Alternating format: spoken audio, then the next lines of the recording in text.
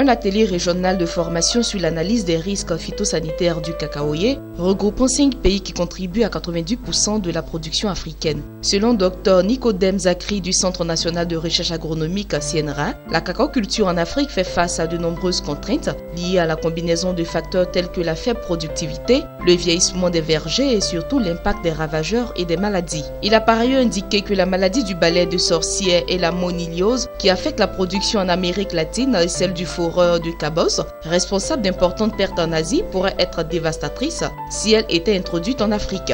Ce projet a pour objectif d'améliorer la productivité des exploitations de cacao par la lutte intégrée contre les maladies et les insectes nuisibles exogènes. Rappelons que l'Afrique détient environ 70% de la production mondiale. Ce volume de production provient pour la plupart de 5 pays que sont la Côte d'Ivoire, le Ghana, le Nigeria, le Cameroun et le Togo. Un programme d'appui budgétaire de bonne gouvernance et de développement, de même que celui relatif à l'appui au secteur vivrier, ont été signés entre le gouvernement ivoirien et l'Union européenne. Ces 2 programmes soutenus par l'Union européenne s'élèvent à 40 milliards de francs CFA et 13 milliards de francs CFA et vont durer sur les 5 années à venir. Il est important de préciser que les actions qui seront menées dans le cadre du programme d'appui budgétaire de bonne gouvernance et de développement sont en adéquation avec les axes stratégiques 1 et 2 du plan national de développement PND, à savoir le renforcement de la bonne gouvernance et de la qualité des institutions et l'accélération du développement du capital humain et de la promotion du bien-être social. Le programme d'appui au secteur vivrier, quant à lui, s'inscrit dans le cadre de l'axe stratégique 3 du PND, qui est l'accélération des transformations structurelles et de l'industrialisation.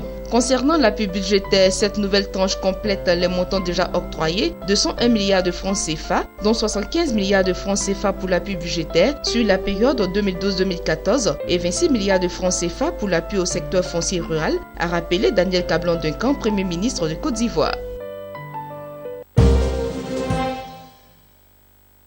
La Chambre de commerce et de l'industrie de Côte d'Ivoire a reçu une délégation chinoise de la Fédération de l'industrie et du commerce de Shanghai. Ces opérateurs économiques représentants de SFIC ont exprimé leur volonté d'établir un partenariat mutuellement profitable avec la Côte d'Ivoire. Ce partenariat s'articulera autour du développement des échanges commerciaux entre la Chine et la Côte d'Ivoire, notamment dans le domaine agricole. Rappelons que la Chine est un partenaire important de la Côte d'Ivoire et que le volume de ses investissements a considérablement augmenté ces dernières années. La Chambre de commerce et de l'industrie de Côte d'Ivoire, quant à elle, a déjà accueilli plusieurs délégations importantes en provenance de Chine au cours de l'année écoulée. Elle a également co-organisé avec l'Inde et les autorités chinoises la foire internationale des PME de Guangzhou en Chine en octobre dernier.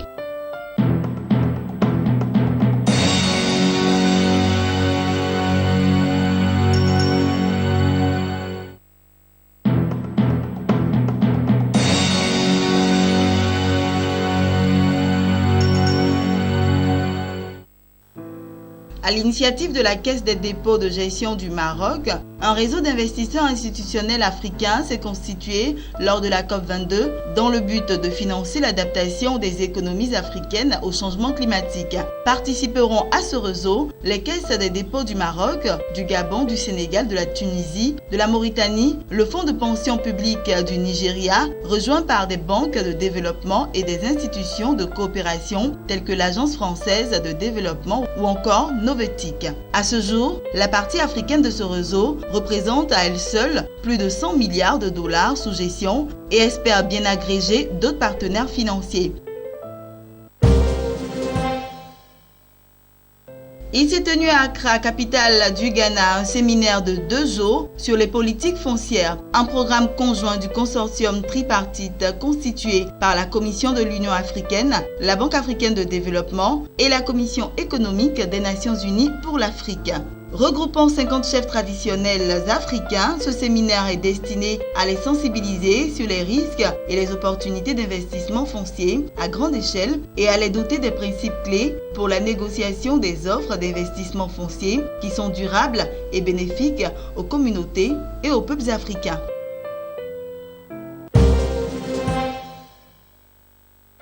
Le gouverneur de la Banque centrale du Royaume du Maroc, Abdelafif Jouari, et Lucas Abagan Chama, gouverneur de la Banque des États de l'Afrique centrale, BEAC, ont récemment signé une convention révisée relative à la coopération en matière de supervision bancaire. Cette convention renforce la coopération entre les deux banques centrales, principalement en ce qui concerne le contrôle sur place des établissements bancaires transfrontaliers. Ce renforcement de la coopération entre la BEAC et la Banque Al-Maghrib intervient au moment où l'on assiste à une expansion des banques marocaines dans la région Afrique centrale. Expansion qui, de l'avis de certains experts, peut recéler les risques systémiques.